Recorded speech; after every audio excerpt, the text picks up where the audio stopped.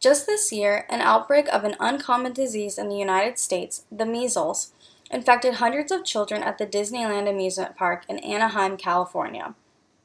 This strain of the measles is identical to the one that spread throughout the Philippines last year, infecting over 58,000 people and killing 110, according to Joseph Cerna from the LA Times. As parents send their children off to school, they're expecting that all the children have been updated with their vaccines and healthy. Unfortunately, this is not always the case. In California, in the year 2014, over 13,500 kindergartners had waivers to be exempted from vaccinations, according to Joseph Cerna. A rising number of parents are now deciding as a personal decision to not vaccinate their children. Despite the intense and numerous amounts of research and experiments performed on whether or not vaccinations are safe, some celebrities and their followers, in addition to religious and immunocompromised, are now all factors into the higher risk of disease outbreaks. I'm going to talk about the growing resistance of parents vaccinating their children and the importance of vaccinations to control infectious diseases and prevent community outbreaks. Hopefully, by educating the public about immunizations and disproving the myths created by celebrities and unsupported sources, parents will vaccinate their children. Unfortunately, more strict regulations to vaccinate children may have to be enforced to protect the communities. Vaccinations act as a jumpstart to the body's own immune system to help fight specific diseases. When an immunization is given, it can be given transdermal or through the nose, according to the book Understanding Vaccines, What They Are and How They Work. Developing and testing a single vaccine takes more than 10 years and costs hundreds of millions of dollars before distribution can even be considered, according to Covery from A Journalist's Guide to Covering Outbreaks of Vaccine-Preventable Disease. When creating a vaccine, there are many different options. Live vaccines are shots that contain a version of a living microbe that has been weakened so that it will not cause diseases, which is from the Understanding Vaccines book. The vaccine gives a strong cellular and antibody response to give the body a lifelong immunity after only a few vaccinations or boosters. This type of vaccine can potentially cause disease itself, and scientists and doctors do not advise this type to be administered to damaged or weakened immune systems, such as one that has received chemotherapy or has HIV. Vaccinations for these diseases are measles, mumps, and chickenpox. Another option is an inactivated vaccine. To inactivate a vaccine, they kill the disease-causing microbes with chemicals, heat, and radiation. As a result, they are more stable and safer than live vaccines since they cannot be mutated back to an infectious form, which is also from the Understanding Vaccines book. These vaccines stimulate a weaker immune response, so they require additional vaccines over the years, called boosters. An example of an inactivated vaccine is the flu shot, and as many of us know, the flu shot has to be given annually to be effective.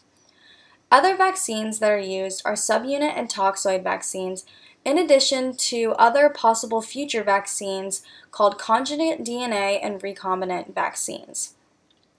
The information regarding the types of vaccines all came from the Understanding Vaccines book.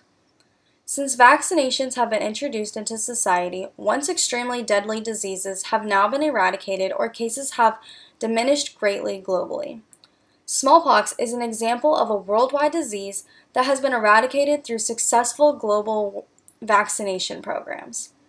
In April 2014, the CDC estimated that since children have been vaccinated in the past 20 years, the vaccines have prevented more than 700,000 deaths, according to Covery.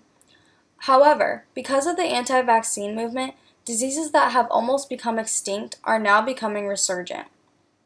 Examples include mumps, whooping cough, which is also pertussis, and measles due to children not being vaccinated. According to Covery, in 1989, low vaccination rates enabled a measles outbreak to occur that resulted in 55,000 cases and 136 deaths. The polio virus is a very infectious disease that crippled 13,000 to 20,000 people every year until a vaccine was introduced in 1954. This was explained within the Understanding Vaccines book. After 3 years, the vaccination brought the number of crippled people to 2,500, and now today is soon to hopefully be eradicated worldwide, according to the World Health Organization. My grandmother is one who was affected by the disease before vaccinations were available and has been crippled to a wheelchair for the majority of her life. With a vaccination, she could have had the opportunity to avoid this restrictive lifestyle. Tragically, this same fate awaits the children who are not given the polio vaccine that is currently available and highly effective. Vaccinations are used to protect communities and large groups of people, not just the individual person. By creating herd immunity, it allows the occasional person who is unvaccinated and obtains the disease to not have a viral spread of the disease. Some people cannot be vaccinated due to reasons such as age, immunocompromised status, cost, access, or a misinformed decision to not vaccinate, according to Tom Askew et al. From the book A Guide to Vaccination Debate. For these reasons, herd immunity, which is when a majority of the population is vaccinated, is necessary to attempt to shield the ones who are not vaccinated and are vulnerable to the disease. No vaccine is 100% effective and is the reason why most vaccines need boosters. Also, the potential risks regarding a specific vaccination have to always be presented for the patient, according to Tom. Major risks that can occur from vaccinations that is life-threatening involve allergic reactions. Other side effects include a slight mild fever or tenderness at the injection site. But this is positive because it's showing that the immune system is actually responding to the vaccine, according to Covery. The CDC is what makes recommendations for which vaccines should be administered to children and adults in the United States. Although individual states have the last say to determine which vaccines are required for school and workplaces. The CDC describes the exemptions, which include medical reasons, religious principles, and personal beliefs, but are at the discretion of the state. Despite the enormous health benefits from vaccines, there are many advocates for the anti-vaccine movement.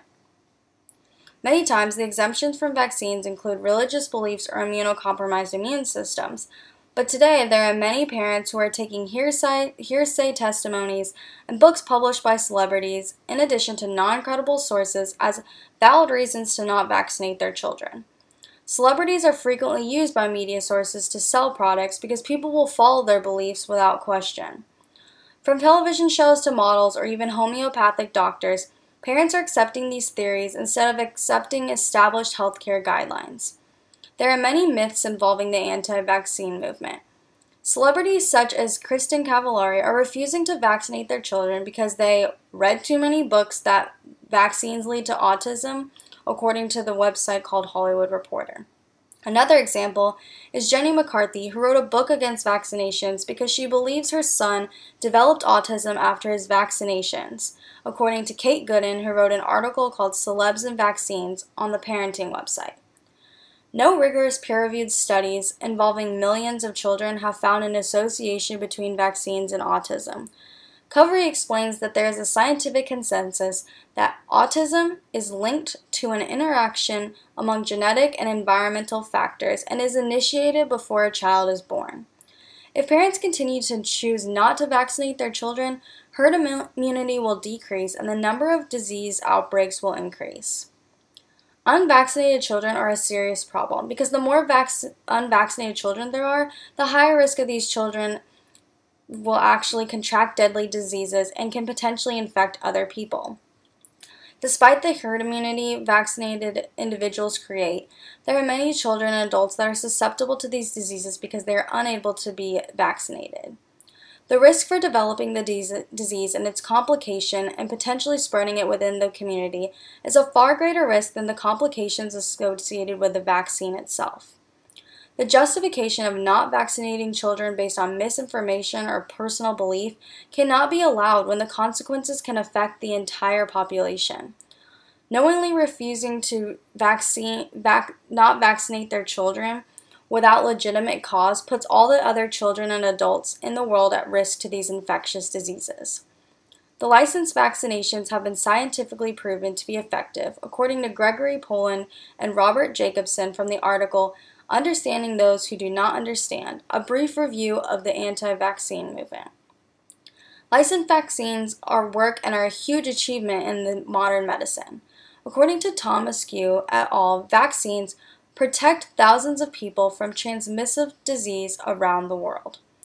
Prevention of a disease avoids morbidity, mortality, and is cost-effective. The anti-vaccination movement has little to no basis for their claims. Therefore, a stronger movement to educate the public is needed. There are many organizations and credible books that are attempting to educate the public about why vaccines are important. However, there's a resistance to accept the published scientific data, so stronger implemented laws are needed in schools and public and private facilities where children are prevalent. Public funding should become a more popular option for parents to have the opportunity and access to vaccinations. Having more requirements and less exemptions have become relevant to decrease the number of states that are having outbreaks of once eradicated diseases. In addition to laws, there are many celebrities that are pro-vaccines and are reaching out to individuals to educate about misinformation and support ones who cannot afford vaccinations.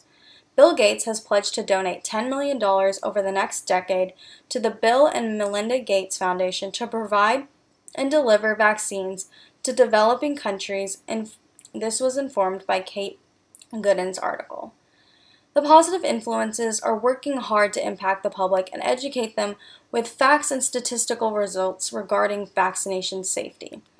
There are many factors that play into the anti-vaccination movement, but a major one is our society is poorly educated on risk and probability, thinking such that we will fail to grasp the undeniable notion that harm cannot be completely prevented and some risks remain irreducible or uncertain, and yet to do nothing offers great harm to the public good.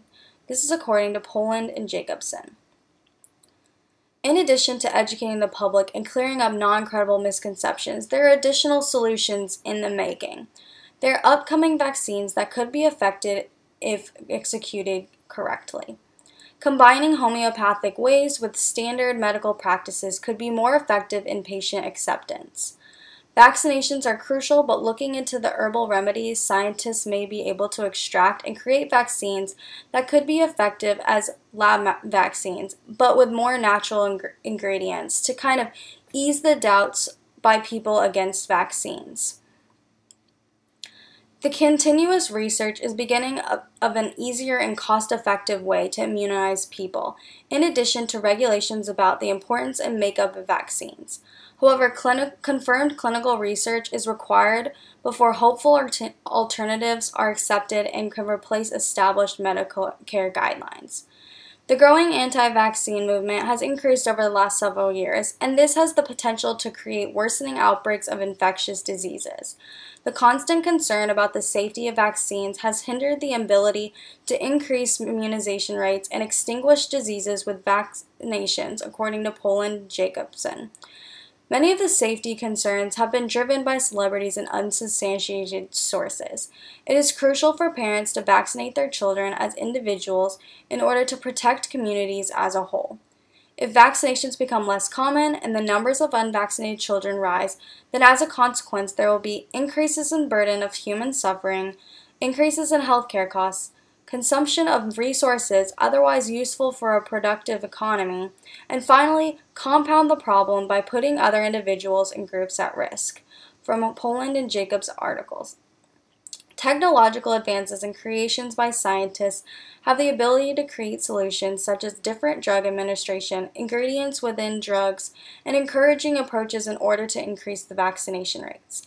Instead of dismissing the anti-vaccine parents, doctors and supporters need to acknowledge their concerns and work together to find mutual solutions and understanding. Education is key, and continuing to inform individuals and achieve a trust with parents will be a strong indicator for a positive result in vaccination rates. Thank you.